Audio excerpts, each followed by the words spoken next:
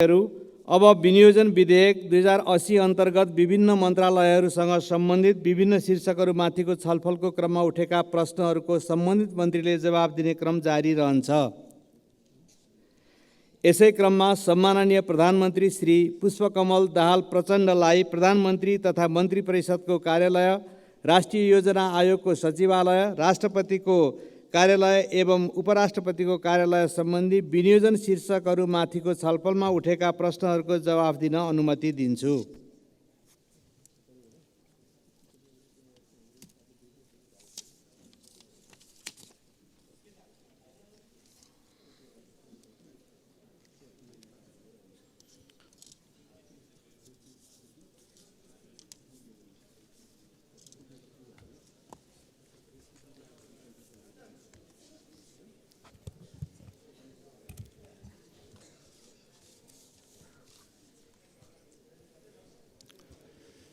सम्मान्य सभामुख महोदय, सङ्घीय संसदको संयुक्त सदनमा प्रस्तुत भएको नेपाल सरकारको आर्थिक वर्ष 80-81 को वार्षिक बजेट तथा कार्यक्रम सम्बन्धमा राष्ट्रपतिको कार्यालय, उपराष्ट्रपतिको कार्यालय, प्रधानमन्त्री तथा मन्त्री परिषदको कार्यालय र राष्ट्रिय योजना आयोगसँग सम्बन्धित विषयमा यस सम्मानित सदनमा मान्य सदस्यहरूले छलफलको क्रममा राख्नुभएका जिज्ञासा तथा सुझावका लागि सबभन्दा पहिला त म हार्दिक धन्यवाद दिन चाहन्छु र म मान्य सदस्यहरूले उठाउनु भएका प्रश्नहरूबारे स्पष्ट गर्ने प्रयास गर्दैछु।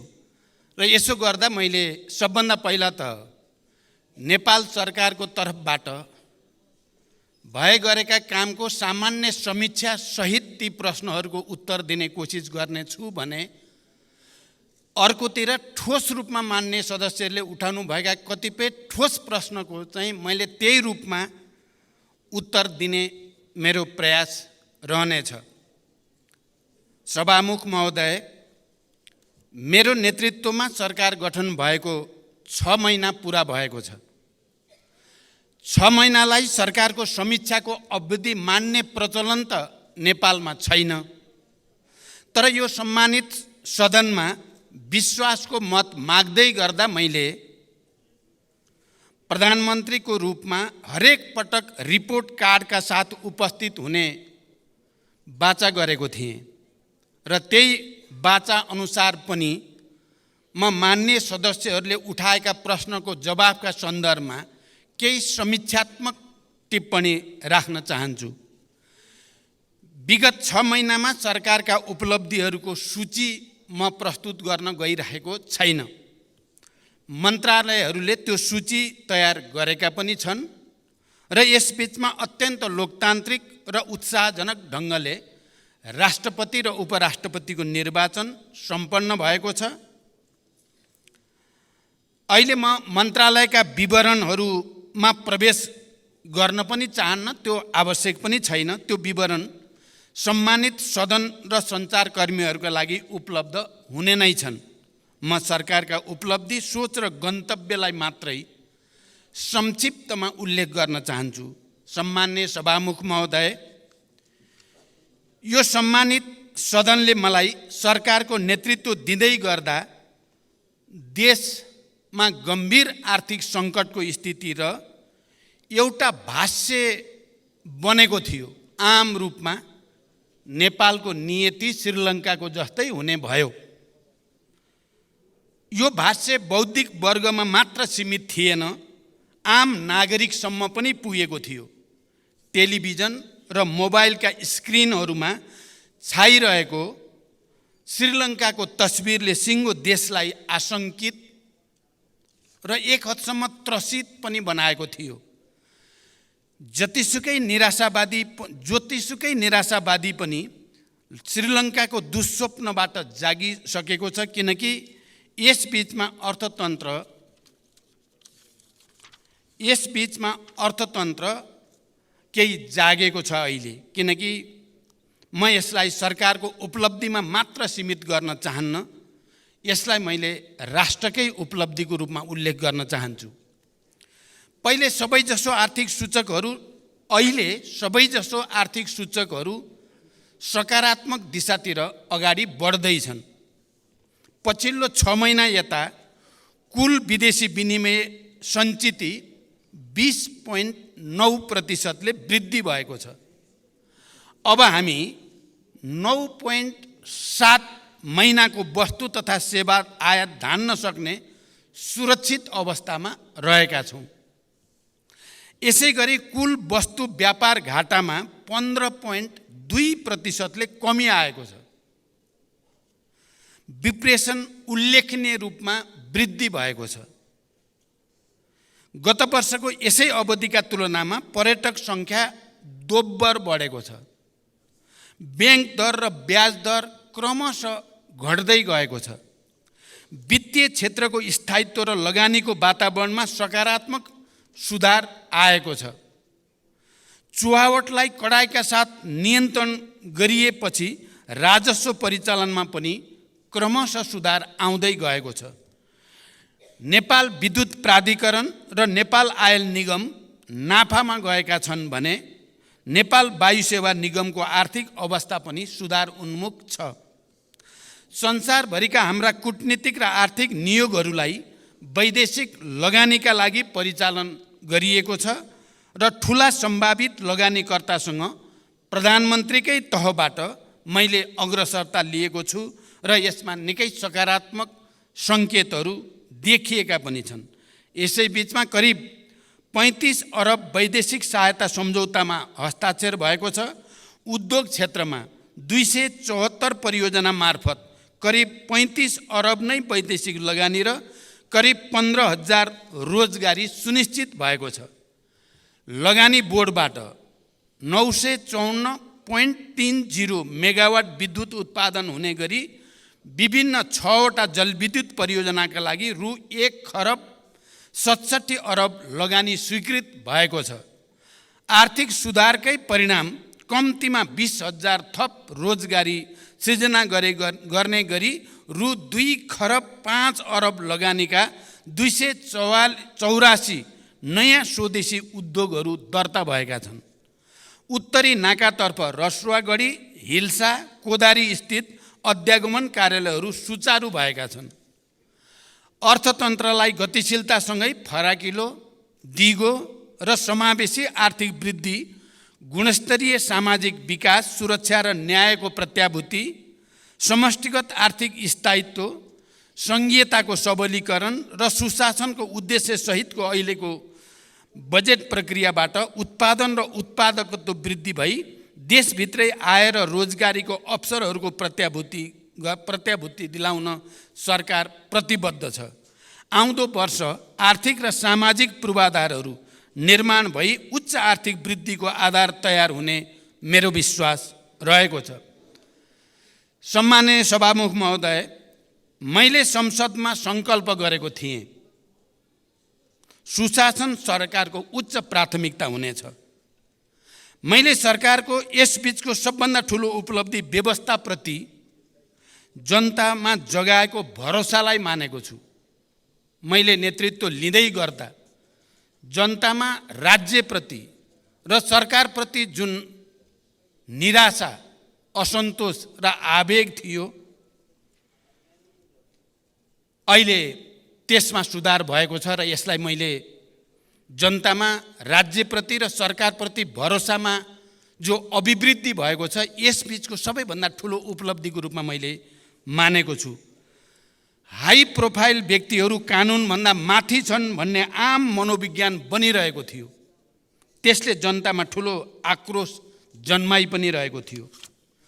त्यो असन्तोषले लोकतन्त्रप्रति नै नकारात्मक धारणा बनिरहेको थियो र नक्कली भुटानी शरणार्थी प्रकरणमा सरकारले गरेको इतिहासकै ठुलो अनुसन्धान र कारबाहीपछि जनतामा विश्वास जाग्न सुरु भएको छ।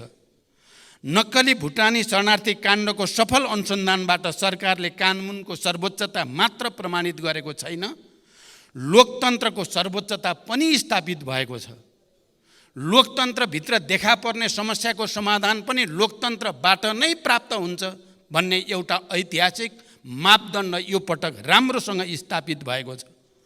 उच्च पदस्थहरू र देशको एउटा वर्ग कानुनभन्दा माथि छ भन्ने निराशावादी मान्यता गलत प्रमाणित हुँदै गएको छ।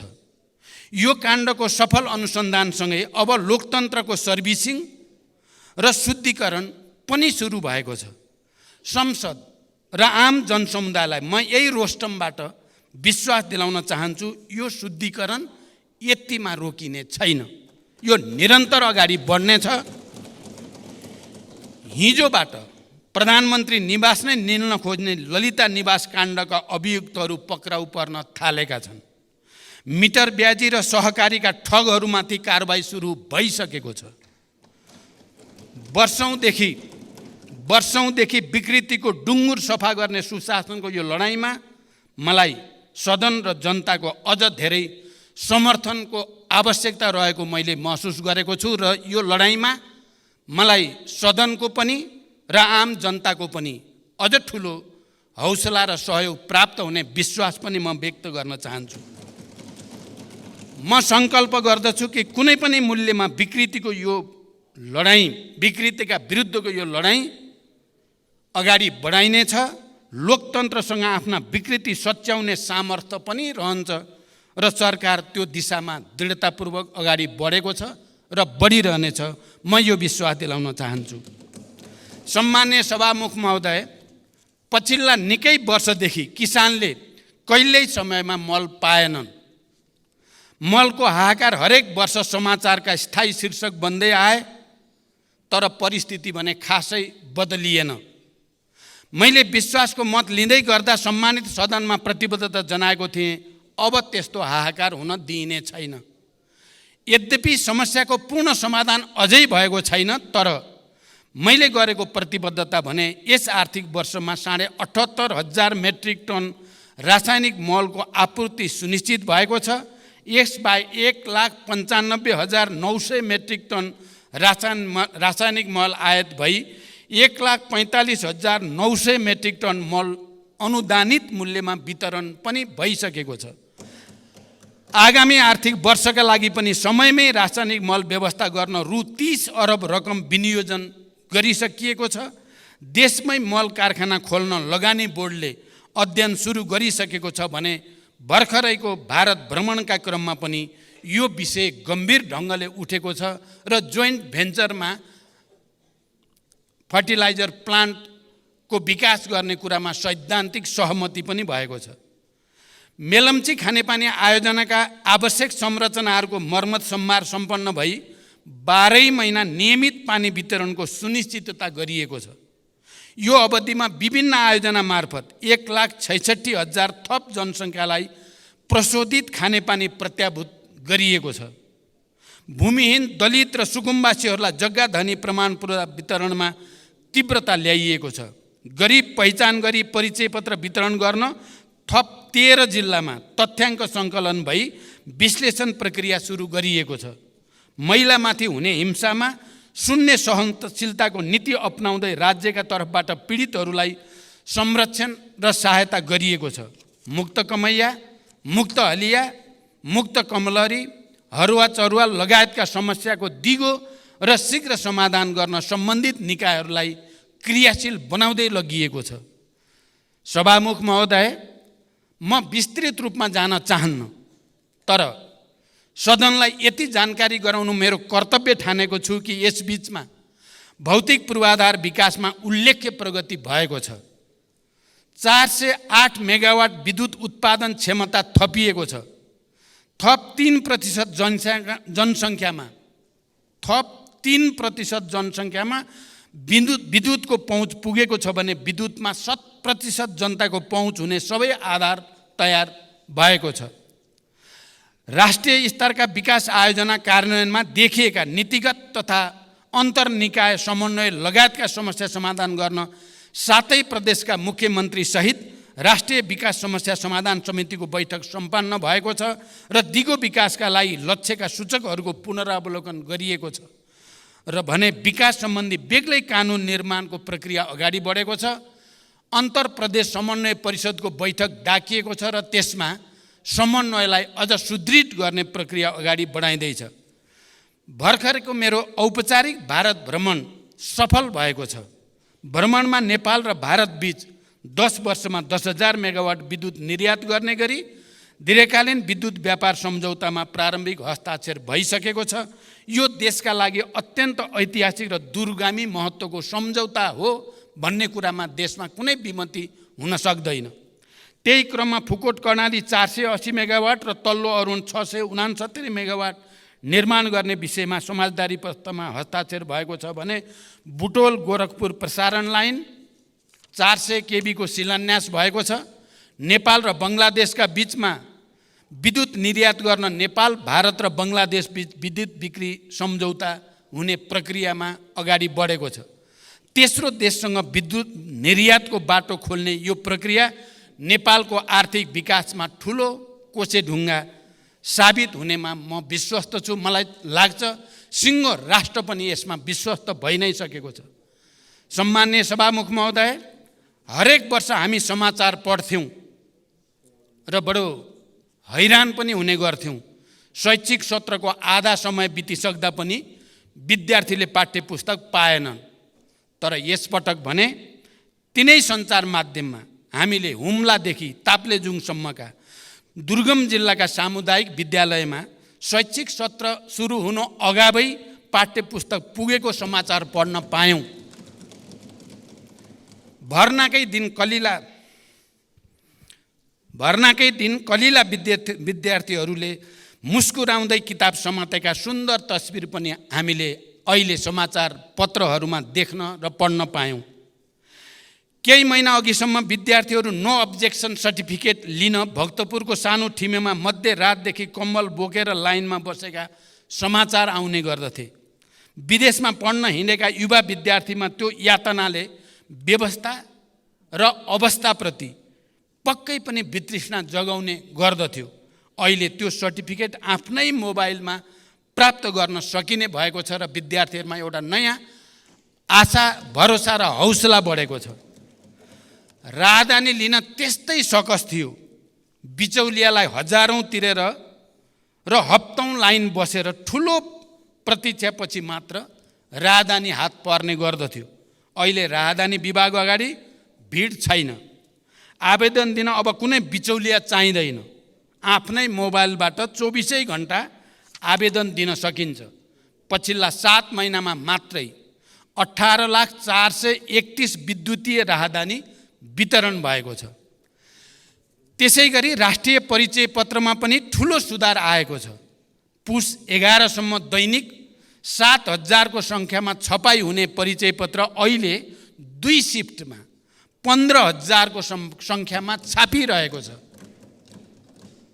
53 जिल्लामा 554 स्थानीय तहमा अभियान सञ्चालन गरी करिब 1,30,00,000 नागरिकको विवरण सङ्कलन गरिसकिएको छ। बढी भिडभाड हुने जिल्ला प्रशासन कार्यालयमा टाइम कार्ड एवं टोकन प्रणाली लागू गरिएको छ। अध्यागमन कार्यालयहरूमा अध्यागमन सूचना प्रणाली नेपाल पोर्ट लागू भएको छ भने हस्तलिखित भिसाको सट्टा QR कोड सहितको सिस्टम जेनेरेटेड भिसा लागू गरिएको छ र विद्युतीय सवारी चालक अनुमति पत्र प्रणाली थप 5 वटा यातायात व्यवस्था कार्यालयहरूमा लागू भएको छ। विभिन्न सरकारी कार्यालयहरूबाट निश्चित सार्वजनिक बिदाका दिनमा समेत सेवा प्रवाहको व्यवस्था गरिएको छ। कागज मुक्त, नगद मुक्त र लाइन मुक्त देश निर्माणका लागि मैले यसबीचका सुधारलाई साङ्केतिक तर निकै दूरगामी महत्त्वका निर्णय ठानेको छु। सार्वजनिक शिक्षा र स्वास्थ्य सरकारको उच्च प्राथमिकतामा छ। सरकारी, सामुदायिक तथा निजी अस्पताललाई कुल शय्याको 10% विपन्न, असहाय, बेवारिसे, बिरामीको निःशुल्क उपचारको लागि प्रदान गर्नै पर्ने व्यवस्था हुँदैछ। यसले लाखौँ गरिब परिवार लाभान्वित हुनेछन् भन्ने मेरो विश्वास छ। दुर्गम क्षेत्रमा ज्यान जोखिममा परेका गर्भवती तथा सुत्केरी महिलाहरूको सुरक्षित हवाई उद्धारलाई बढाइएको छ। कैलालीको गेटामा शहीद दशरथचन्द्र स्वास्थ्य विज्ञान विश्वविद्यालय खोल्ने निर्णय भइसकेको छ। लुम्बिनी प्रदेशमा नेपाल विज्ञान तथा प्रविधि प्रज्ञा प्रतिष्ठानको विशिष्टीकृत अनुसन्धान केन्द्र बन्दैछ। भरतपुर अस्पताल र भेरी अस्पताललाई चिकित्सा विज्ञान राष्ट्रिय प्रतिष्ठानको आङ्गिक अस्पतालको रूपमा सञ्चालन गर्ने निर्णय कार्यान्वयनमा गइ नै सकेको छ। तिलगङ्गा अस्पताललाई मानित विश्वविद्यालय बनाउने निर्णय भइसकेको छ र सरकारी अस्पतालहरूको स्तरोन्नतिसँगै नयाँ मेडिकल कलेजहरू थपिँदै गएका छन्। सरकारले प्रदान गर्दै आएका अत्यावश्यक औषधिहरू राज्यका तर्फबाट नै उत्पादन गरी औषधिमा आत्मनिर्भर बन्न नेपाल औषधि लिमिटेड मार्फत तत्कालका लागि 18 प्रकारका औषधि उत्पादनको तयारी भइरहेको छ। स्वास्थ्य सम्बन्धी समस्या सम्बन्धमा परामर्श दिन टेलिमेडिसिन सेवा सुरु भइसकेको छ। आविष्कार, अनुसन्धान र नवप्रवर्धनलाई प्रोत्साहन र प्रवर्धन गर्न छुट्टै कोषको व्यवस्था गरिएको छ। रैथाने शिल्पकला तथा संस्कृति तथा पशुपति हिन्दू विश्वविद्यालय स्थापना तयारीका लागि प्रक्रिया पनि अगाडि बढ्दैछ। मित्र राष्ट्र टर्कीमा गएको विनाशकारी भूकम्पमा सहयोग स्वरूप स्वास्थ्य उपकरण, न्यानो कपडा, बेबी फुड लगायतका 22 टन राहत सामग्री पठाइएको छ। नेपालसँग कूटनीतिक सम्बन्ध स्थापना गरिएका देशको सङ्ख्या 181 पुगेको छ। प्रतिनिधि सभामा 7 र राष्ट्रिय सभामा 2 गरी 9वटा विधेयक दर्ता गरिएका छन्। त्यसै गरी 8वटा कानुन संशोधन र एकीकरण गर्न बनेको विधेयक तर्जुमा गर्न सहमति प्रदान गरिएको छ भने 11वटा विधेयकलाई सैद्धान्तिक सहमति प्रदान गरिएको छ। विभिन्न विषयका 17वटा नियमावली, 3वटा गठनादेश र 5वटा निर्देशिकाको तर्जुमा सहमति प्रदान गरिएको छ। सभामुख महोदय, संसदको पहिलो सम्बोधनमा मैले सङ्कल्प गरेको थिएँ वैदेशिक रोजगारीमा गएका दिदीबहिनी दाजुभाइहरूलाई माथि राज्यको उपेक्षा अब अन्त गरिनेछ। वैदेशिक रोजगारीलाई सुरक्षित, सम्मानित बनाउन यसबीचमा केही महत्त्वपूर्ण र दूरगामी कामहरू भएका छन्। वैदेशिक रोजगारीमा गएका करिब 2 लाख नागरिक केही महिनाकै बिचमा सामाजिक सुरक्षा कोषमा जोडिनु आफैमा एउटा ऐतिहासिक उपलब्धि हो। यसरी आबद्ध व्यक्तिको कदाचित भवितव्यबाट निधन भएमा परिवारलाई पेन्सन र सन्तानलाई शैक्षिक वृत्तिको व्यवस्था गरिएको छ। वैदेशिक रोजगारीलाई अब धेरै हदसम्म झन्झट र बिचौलिया मुक्त बनाइँदै लगिएको छ। श्रम स्वीकृति र पुनः श्रम स्वीकृतिका क्रममा श्रमिकहरूले झेल्दै आएको शास्ति अन्त्य गरिएको छ। पुरै अवधिका लागि श्रम स्वीकृति प्रदान गर्ने र पुनः श्रम स्वीकृतिका लागि नेपाल आउनुपर्ने बाध्यताको अन्त्य गरी विदेशबाट नै अनलाइन प्रणालीबाट स्वीकृति प्राप्त हुने व्यवस्था मिलाइएको छ। यो आफैमा विदेशमा रहेका दिदीबहिनी दाजुभाइहरूको लागि एउटा ठुलो राहत बन्न गएको छ। यसै गरी 753वटै स्थानीय तहका रोजगार सेवा केन्द्र मार्फत श्रम स्वीकृति सम्बन्धी सेवा प्रदान गरिएको छ। श्रमिकका गुनासो, ठगी र अन्य समस्याहरूलाई तत्परताका साथ सम्बोधन गर्न विदेश स्थित नियोगमा श्रम सम्बन्धी बेग्लै सम्पर्क व्यक्ति तोकिएको छ। श्रम तथा रोजगार मन्त्रालयमा 24 घण्टा गुनासो सुन्ने गरी श्रम कल सेन्टर सञ्चालनमा ल्याइएको छ र त्योसँगै ऱ्यापिड रेस्पोन्स टास्क फोर्स गठन गरिएको छ। यो अवधिमा वैदेशिक रोजगारीको क्रममा मृत्यु भएका 1094 जना मृतकका कामदार परिवारलाई करिब 58 करोड राहत उपलब्ध गराइएको छ। अङ्गभङ्ग भएका 312 कामदारलाई 9 करोड सहयोग प्रदान गरिएको छ। यसबीचमा विदेशी भूमिमा समस्यामा परेका 156 जना नागरिकको उद्धार गरिएको छ। रोजगारीका क्रममा अशक्त भएका कामदारका सन्ततिलाई छात्रवृत्ति स्वरूप 2,33,74,000 रुपियाँ सहयोग उपलब्ध गराइएको छ। सम्माननीय सभामुख महोदय, राष्ट्रिय गौरव लगायत सबै विकास आयोजनालाई छिटो सम्पन्न गर्न निर्देशन र अनुगमन गरिनुका साथै प्रक्रियागत झन्झट हटाउन गम्भीर पहल सुरु गरिएको छ। नतिजाका आधारमा पुरस्कृत र दण्डित दिने नीति लिई आयोजना प्रमुखहरूलाई जिम्मेवार बनाइएको छ। जनयुद्ध तथा विभिन्न जनआन्दोलनका घाइते तथा अपाङ्गहरूको निःशुल्क उपचार, सम्मान तथा जीविकोपार्जनसँग जोडिएका समस्या हल गर्न नीतिगत तयारी अगाडि बढाइएको छ। नेपाल नागरिकता पहिलो संशोधन विधेयक 2079 सम्माननीय राष्ट्रपतिबाट प्रमाणीकरण भई कार्यान्वयनमा आएको छ। यो सँगै अब नेपाली नागरिक आमाबाट नेपालमा जन्म भई नेपालमा नै बसोबास गरेको र बाबुको पहिचान हुन नसकेको व्यक्तिले वंशजको आधारमा नेपालको नागरिकता प्राप्त गर्ने संवैधानिक अधिकार सुनिश्चित भएको छ। गैर आवासीय नेपालीहरूलाई आर्थिक, सामाजिक तथा सांस्कृतिक अधिकार सहितको गैर आवासीय नेपाली नागरिकता प्राप्त गर्ने बाटो पनि खुला भएको छ। नेपाल राजपत्रमा प्रकाशित हुन बाँकी रहेका 8,471 सहितको नामावली नेपाल राजपत्रमा प्रकाशित गरिएको छ। रसुवागढी, हिल्सा, कोदारी स्थित अध्यागमन कार्यालयहरू सुचारू भएका छन्। 22 वटा नयाँ बोर्डर आउटपोस्टहरू स्थापना गरिएका छन्। पोखरा क्षेत्रीय अन्तर्राष्ट्रिय विमानस्थल सञ्चालनमा आएको छ। गौतम बुद्ध अन्तर्राष्ट्रिय विमानस्थलबाट अन्तर्राष्ट्रिय उडानको नियमित गर्ने सम्बन्धमा कार्ययोजना तयार भएको छ। खेलकुद क्षेत्रको विकासका लागि सदन प्रयासका साथै नेपाली क्रिकेट टिमका प्रशिक्षक तथा खेलाडीहरूलाई नगद प्रोत्साहन उपलब्ध गराइएको छ। सभामुख महोदय, आज यो अवसरको उपयोग गरेर म अपिल गर्न चाहन्छु, केही हुँदैन, अवस्था बदलिनेवाला छैन भन्ने हीन भावनाबाट माथि नउठेसम्म यो देशले आफैमाथिको विश्वास फर्काउन सक्दैन। आज म यो अवसरको सदुपयोग गर्दै म विशेष रूपले अपिल गर्न चाहन्छु, केही हुँदैन, अवस्था बदलिनेवाला छैन भन्ने हीन भावनाबाट माथि नउठेसम्म यो देशले आफैमाथिको विश्वास फर्काउन सक्दैन। म दोस्रो पटक प्रधानमन्त्री हुँदा देशमा 18 घण्टासम्म लामो लोड सेडिङ थियो भन्ने कुरा हामी कसैले बिर्सेका छैनौँ। केही महिनामै हामीले लोड सेडिङ मुक्त उज्यालो नेपाल बनायौँ र आज केही वर्षमै भारत र बङ्गलादेशलाई समेत बिजुली बेच्ने ठाउँमा हामी आइपुगेका छौँ। दृढ इच्छा शक्तिका साथ पहल गर्यो भने धेरै चिज हुन सक्छ भन्ने कुराको यो ठोस सबुत हो। पेट्रोलियम पदार्थको आयात न्यून बनाएर 10,000 मेगावाट बिजुली निर्यात गर्ने उत्साहजनक बिन्दुमा हामी आज आइपुगेका छौँ र यति उज्यालो भविष्यको यति नजिक, देशको यति उज्यालो भविष्यको यति धेरै नजिक हामी यसअघि कहिले पनि थिएनौँ। तर सामाजिक सञ्जालका चित्रहरूले राष्ट्रका प्राथमिकताहरूलाई विषयान्तर गरिरहेको भान हुन्छ।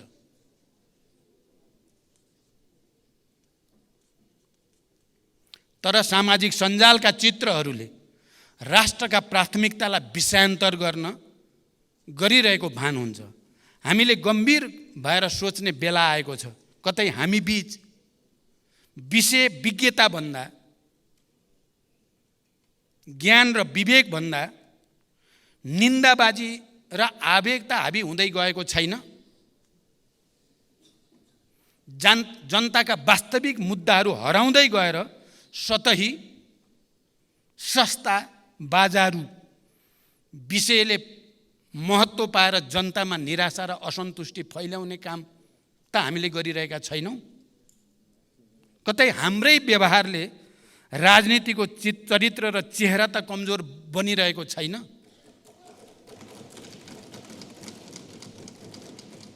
यो सत्य हो। लोकतन्त्र अब भावनात्मक आधारले मात्रै सुदृढ हुँदैन, त्यसलाई तथ्यात्मक आधार चाहिन्छ। मतदाताको रूपमा देशमा एउटा नयाँ पुस्ता तयार भइसकेको छ, जसले त्यस्तो पुस्ता जसले युद्धको विभीषिका देख्नु परेन। विद्यालयमा पुग्न 3-4 घण्टा पैदल हिँड्नु परेन। त्यो पुस्ताले यो देशमा कुनै दिन इन्टरनेट, टेलिफोन काटेर एयरपोर्ट र सडकसम्म बन्द गरेर देशमा चलाइएको शाही शासन देखेन।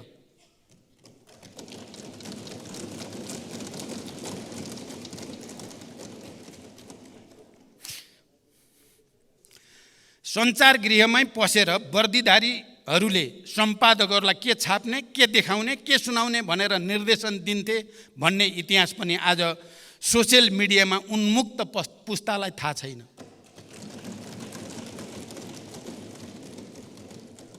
आज त्यो पुस्तालाई हिजो देशमा दुधकै नदी बहन्थ्यो झैँ भन्ने भाष्य खडा गरेर लोकतन्त्रबाट दिग्भ्रमित पार्ने अधिकार हामी कसैलाई पनि छैन।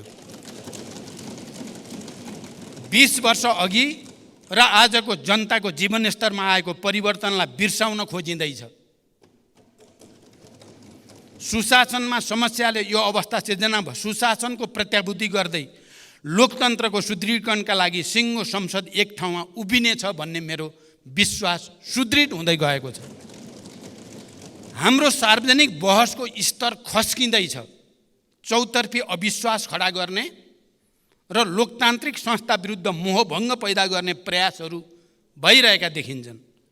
संसदसँगै पनि कहिलेकाहीँ मेरो गुनासो रहने गरेको छ। भर्खरको मेरो भारत भ्रमणमा वर्षौँदेखि रोकिएको नेपाल भारत पारवान सन्धि संशोधनसहित नवीकरण गरियो। भारत र तेस्रो विश्वसम्म विद्युत निर्यातका लागि ऐतिहासिक ब्रेक थ्रु भयो। तर हामीले यति ठुला उपलब्धिहरूलाई छाडेर मुर्गा राँगो कि भैँसी भन्ने विवादमा संसदको लामो समय लियौँ। यस्ता घटनाबाट जनतामा पर्ने प्रभावबारे यो सम्मानित सदन गम्भीर हुनेछ भन्ने म विश्वास व्यक्त गर्न चाहन्छु। सम्माननीय सभामुख महोदय, सामाजिक न्याय, सुशासन र समृद्धिलाई सरकारले सर्वोपरि लक्ष्यको रूपमा लिएको छ। संस्थागत तथा प्रक्रियागत सुधारका कार्य सरकारको उच्च प्राथमिकतामा छन्। समावेशी सङ्घीय लोकतान्त्रिक शासन व्यवस्थाको सुदृढीकरण, अर्थतन्त्रको पुनरुत्थान र सबलीकरण, सार्वजनिक सेवा प्रवाहमा सुधार र सरलीकरण, नागरिक मैत्री प्रशासनको स्थापना, भ्रष्टाचार नियन्त्रण र राज्यको सबै तहमा सुशासनको प्रवर्धनमा सरकार निरन्तर सक्रिय रहेको छ र निरन्तर सक्रिय रहनेछ। विकास निर्माणमा तीव्रता, शान्ति प्रक्रियाको तार्किक निरूपण, सामाजिक न्यायको प्रत्याभूति, स्वतन्त्र र सन्तुलित परराष्ट्र नीतिको अवलम्बनबाट राष्ट्रिय हितको अधिकतम रक्षाको लागि सरकारको प्रतिबद्धता म फेरि यो सम्मानित सदन समक्ष दोहोऱ्याउन चाहन्छु। सरकारलाई निरन्तर साथ र सहयोगका लागि आम जनसमुदाय, प्रशासन यन्त्र, संसद, गठबन्धनका सहयात्री, सञ्चार जगत, मित्र राष्ट्रहरू, सबै राजनीतिक दलहरूप्रति म आभार प्रकट गर्दै भविष्यमा पनि यसको निरन्तरताको अपेक्षा गर्दछु। आउँदा दिनमा यो सम्मानित सदनमा राष्ट्रको आर्थिक र सामाजिक जीवनका अझ धेरै उत्साहजनक र सुखद सूचकाङ्कहरू पेश गर्ने प्रतिबद्धता पनि म जनाउन चाहन्छु। सम्माननीय सभामुख महोदय, मैले थोरै समीक्षात्मक यति टिप्पणी राखिसकेपछि म अब सिधै बजेटबारे उठेका केही ठोस प्रश्नको ठोस उत्तरतिर जान चाहन्छु। पहिलो र अलि सैद्धान्तिक र राजनीतिक महत्त्वको विषयमा यो सम्मानित सदनको ध्यान आकर्षण गर्न चाहन्छु। मैले पहिले पनि साङ्केतिक रूपमा भनेको छु, हाम्रो नीति कार्यक्रम, सरकारको नीति कार्यक्रम घोषणा गर्ने प्रक्रिया परम्परा र त्यसलाई पारित गर्ने हाम्रो प्रणाली र लगत्तै बजेट वक्तव्य पाठ गर्ने र त्यसलाई पारित गर्ने प्रक्रिया र प्रणाली हाम्रो परम्परागत छ। यसले मान्य सदस्यहरूको लोकतान्त्रिक अधिकार र नीति कार्यक्रम, सरकारको नीति कार्यक्रम बनाउने कुरा र बजेट निर्माणको कुरामा जुन सक्रियता र योगदान संस्थागत हुनुपर्ने हो, त्यस्तो हुने गरेको छैन। मैले पहिला पनि भनेको छु, यो प्रक्रियालाई हामीले यसै पटक बदल्ने सोच त बनायौँ। यसै पटक नीति कार्यक्रम र बजेटको बीचको अवधि बढाउने, नीति कार्यक्रमको विषयमा सदनमा छलफल गरेपछि सांसदहरूले प्रस्तुत गरेका विषय समेतलाई समावेश गरेर त्यसलाई परिमार्जित गरेर टुङ्ग्याउने, त्यसै गरिकन नीति कार्यक्रमले अङ्गीकार गरेको विषयलाई आधार बनाएर बजेट निर्माण गर्ने र त्यो बजेटमाथि पनि सबै मान्य सदस्यहरू निर्वाचितदेखि समानुपातिक राष्ट्रिय सभाका सबैको पनि योगदानबाट त्यसलाई पनि संशोधन र परिमार्जन गर्ने र त्यसलाई एउटा नयाँ निष्कर्षमा पुर्याउने जमर्को हामीले नगरेको होइन। तर यो पटक हामीलाई समयको साह्रै ठुलो दबाब रह्यो, हामीले त्यसो गर्न सकेनौँ। म त्यसकारण नीति कार्यक्रम र बजेटका सन्दर्भमा यो सम्मानित सदन समक्ष र सबै राजनीतिक दल र नेताहरूलाई, राष्ट्रिय सभाका मान्य सदस्यहरूलाई पनि र सम्पूर्ण बुद्धिजीवी नागरिक समाज र आम जनतासँग पनि म एउटा अपिल गर्न चाहन्छु। बजेट निर्माण प्रणालीमा सुधारका सम्बन्धमा सम्मानित यस सदनमा मान्य सदस्यहरूबाट जिम्मेवारीपूर्वक सुझावहरू प्रस्तुत त भएका छन्। बजेट निर्माण प्रणालीमा सुधार ल्याउनकै लागि आर्थिक वर्ष 2080-81 को बजेट वक्तव्यको बुँदा नम्बर 29 मा आगामी वर्षदेखि मन्त्रालयगत बजेट सीमा निर्धारण भए पश्चात फागुन मसान्तभित्र विनियोजन विधेयकका सिद्धान्त र प्राथमिकता सङ्घीय संसदमा पेश गर्ने व्यवस्था मिलाइनेछ। यसबाट विनियोजन विधेयकका सिद्धान्त र प्राथमिकता उप पर्याप्त छलफल गरी मान्य सदस्यहरूबाट प्राप्त मार्गदर्शन र सुझावका आधारमा यथार्थपरक बजेट तर्जुमा गर्न सघाउ पुग्ने विश्वास लिएको छ भन्ने विषय प्रस्तुत गरेको छु। बजेट निर्माणमा सांसदको कुनै पनि भूमिका नभएको आजसम्मको बजेट निर्माण गर्ने प्रणालीलाई परिवर्तन गर्दै आगामी वर्षदेखि बजेट निर्माण गर्ने कार्यमा प्रतिनिधि सभाका प्रत्यक्ष निर्वाचित सांसदको संयोजकत्वमा सम्बन्धित क्षेत्रका अन्य सांसदहरू समानुपातिक समेत राष्ट्रिय सभाका पनि सांसदहरू समेतको सल्लाह अनुसार बजेट निर्माण गर्ने परिपाटी सुरु गर्ने सम्बन्धमा सम्मानित सदनमा प्रतिबद्धता व्यक्त गर्दछु र यसमा सबैको सहयोगको निम्ति म हार्दिक अपिल र अनुरोध पनि गर्न चाहन्छु। यसले हाम्रो असफल भइसकेको विकास प्रक्रियालाई, नीति कार्यक्रम र बजेट निर्माण प्रक्रियालाई सुधार गर्नेछ र त्यसले देशलाई नयाँ गति दिनेछ भन्ने म विश्वास पनि व्यक्त गर्न चाहन्छु। संविधानमा व्यवस्था भएका मौलिक हकको संरक्षण र कार्यान्वयन गर्नु राज्यको प्रमुख दायित्व हो। नागरिकले प्रत्यक्ष महसुस गर्ने गरी संविधानमा उल्लेखित मौलिक हकको कार्यान्वयन गर्न सरकार सदैव अग्रसर छ।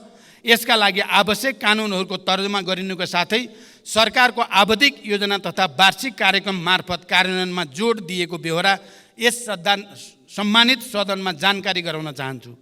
संविधानतः नेपालको राष्ट्रिय एकताको प्रतीकका रूपमा सम्मानित राष्ट्रपति संविधानको पालक र संरक्षक मानिएको छ। सम्मानित राष्ट्रपति संस्थाले नेपालको संविधान, सङ्घीय कानुन एवं नेपाल सरकार मन्त्री परिषदको सिफारिस समेतका आधारमा नेपाली जनताको सर्वोत्तम हित र कल्याणका लागि संविधान र सङ्घीय कानुन बमोजिम कार्य सम्पादन गर्दछ। राष्ट्रपतिले आफ्नो पदीय काममा सहयोग पुर्याउन राष्ट्रपति र उपराष्ट्रपतिको पारिश्रमिक तथा सुविधा सम्बन्धी ऐन 2074 मा बढीमा 7 जना विज्ञ नियुक्त गर्न सक्ने कानुनी व्यवस्था भए पनि 5 जना विज्ञ मात्र नियुक्त भई कार्यरत हुनुहुन्छ। म यो जानकारी गराउन चाहन्छु। प्रधानमन्त्री तथा मन्त्री परिषदको कार्यालयको सुधारको सम्बन्धमा मान्य सदस्यहरूले दिनुभएको सुझाव सान्दर्भिक र महत्त्वपूर्ण रहेका छन्। नेपाल सरकार कार्यविभाजन नियमावली अनुसार यस कार्यालयले मुख्यतः नेपालको शासन व्यवस्थाको सामान्य निर्देशन, नियन्त्रण र सञ्चालन तथा सङ्घ, प्रदेश र स्थानीय तहको समन्वय र सहजीकरण गर्ने, सरकारी निकायका काम कारबाहीको समन्वय, अनुगमन र सहजीकरण, सुशासन प्रवर्धन एवं प्रशासनिक सुधार जस्ता महत्त्वपूर्ण जिम्मेवारी वहन गर्दै आएको छ। नेपालको संविधान बमोजिम प्रधानमन्त्री र मन्त्री सामूहिक रूपमा सङ्घीय संसदप्रति उत्तरदायी हुने र आफ्नो मन्त्रालयको कामका लागि व्यक्तिगत रूपमा प्रधानमन्त्री र संसदप्रति उत्तरदायी रहने व्यवस्था रहेको छ। प्रत्येक विभागीय मन्त्री र आफ्नो मन्त्रालयको कार्यप्रति प्रधानमन्त्रीप्रति समेत उत्तरदायी रहेर कार्य सम्पादन गरिरहेको जानकारी पनि म गराउन चाहन्छु। मन्त्रालयका काम कारबाही प्रधानमन्त्रीसँगको समन्वयमा नै सम्पादन भइरहेका छन्। सबै मन्त्रालय तथा निकायहरूलाई उपलब्ध स्रोत साधनको सीमाभित्र रही सन्तुलित विभाजनको प्रबन्ध गरिएको छ। प्रधानमन्त्री तथा मन्त्री परिषदको कार्यालयको भूमिका र कार्यक्षेत्रलाई थप प्रभावकारी बनाउन रणनीतिक योजना तयार गरी सङ्गठन तथा व्यवस्थापन सर्वेक्षणको कार्य अन्तिम चरणमा पुगेको जानकारी गराउन चाहन्छु। रणनीतिक योजना र सङ्गठन तथा व्यवस्थापन सर्वेक्षण प्रतिवेदनका आधारमा प्रधानमन्त्री तथा मन्त्री परिषदको कार्यालयको पुनर्संरचना गरिनेछ।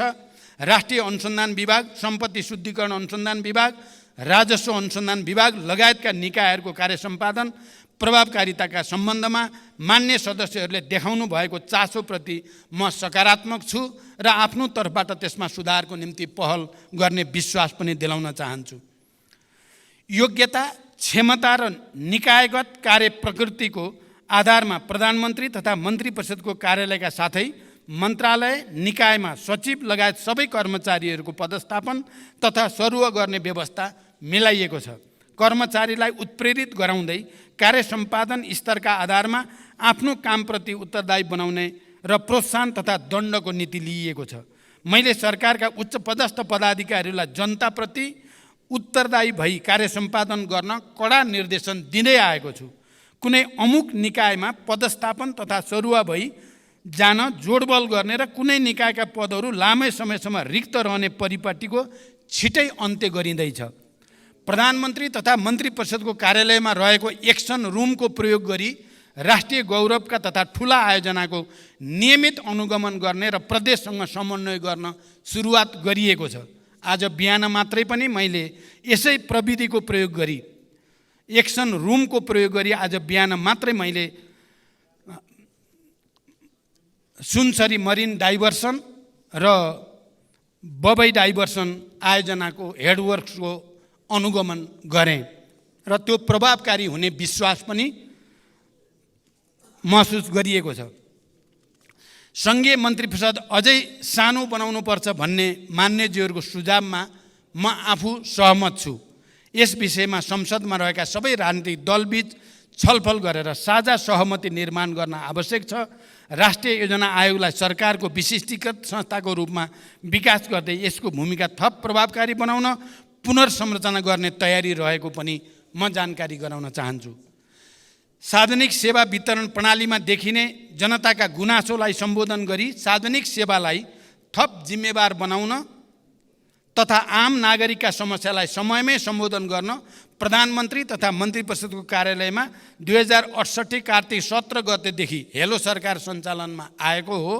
नागरिकका गुनासा सिधै प्रधानमन्त्रीसम्म पुग्ने र तत्काल सम्बोधन हुने गरी एक संयन्त्र हुनुपर्छ भन्ने अवधारणामा यो आधारित रहेको छ। पछिल्लो समयमा सामाजिक सञ्जाल र नागरिक एपको माध्यमबाट प्राप्त हुने गुनासो पनि सम्बोधन भइरहेको यहाँहरूलाई अवगत गराउन चाहन्छु। विद्युतीय पोर्टल मार्फत नेपाल सरकारका सबै मन्त्रालय, केन्द्रीय निकाय तथा तिनै तहका सार्वजनिक निकायहरूको कारबाहीका बारेमा प्राप्त हुने जनगुनासोको व्यवस्थापन गर्न प्रभावकारी देखिएको यो प्रणाली सुसञ्चालनका लागि स्रोत साधनको अभाव हुन दिइने छैन। सम्पत्ति शुद्धिकरण र आतंकवादी क्रियाकलापमा वित्त परिचालन विश्वव्यापी समस्याको रूपमा रहेको छ। विश्वव्यापी सम्पत्ति शुद्धिकरण र आतंकवादका बीच वित्त परिचालनबारे निगरानी गर्ने संस्था फाइनेन्सियल एक्सन टास्क फोर्सले तय गरेका 40वटा परिसूचकका आधारमा रहेर एसिया पेसिफिक ग्रुपसँगको सहकार्यमा नेपालको पारस्परिक मूल्याङ्कनको कार्य भइरहेको छ। यस संस्थाको निकट भविष्यमा नै हुने बैठकमा सम्पत्ति शुद्धिकरण, निवारण र आतंकवादी क्रियाकलापमा वित्त परिचालनका सम्बन्धमा नेपालले गरेका कार्यहरूको प्रगतिबारे प्रस्तुत गरी अन्तर्राष्ट्रिय समुदायलाई आश्वस्त गराइँदैछ। नेपाल भारत बीचको सीमा समस्या सम्बन्धमा मेरो हालै सम्पन्न भारत भ्रमणका क्रममा गम्भीर छलफल भएको छ र भारतीय प्रधानमन्त्री श्री नरेन्द्र मोदीजीबाट प्रतिबद्धता व्यक्त गर्नुभएको विषय मैले यस सम्मानित सदन समक्ष जानकारी पहिले नै गराइ नै सकेको छु। स्वच्छ र निष्पक्ष रूपमा निर्वाचन गराउनु निर्वाचन आयोग र सरकारको कर्तव्य हो। निर्वाचन आयोगले प्रत्येक निर्वाचनमा राजनीतिक दलले गर्न पाउने खर्चको सीमा तोकेको छ, साथै निर्वाचन आचार संहिताको समेत व्यवस्था गरेको छ। निर्वाचन कानुन तथा आचार संहिता विपरीत भएका कार्यमा कानुन बमोजिम कारबाही पनि गरिएको छ। सबै राजनीतिक दलसँग सहकार्य गरी स्वतन्त्र, निष्पक्ष र भयरहित वातावरणमा निर्वाचन गराउन सरकार प्रतिबद्ध छ। खोप विश्वविद्यालयको सन्दर्भमा मान्यज्यूले उठाउनु भएको विषयलाई कानुन बमोजिम सहजीकरण गर्न सम्बन्धित निकायलाई निर्देशन दिइएको जानकारी गराउन चाहन्छु। सम्मान्य सभामुख महोदय, आर्थिक वर्ष 2080-81 को बजेट तथा कार्यक्रममाथि छलफलको क्रममा मान्य सदस्यहरूले उठाउनुभएका विषय, राख्नुभएका जिज्ञासा र दिनुभएका रचनात्मक सुझावका लागि फेरि एकचोटि हार्दिक धन्यवाद भन्न चाहन्छु।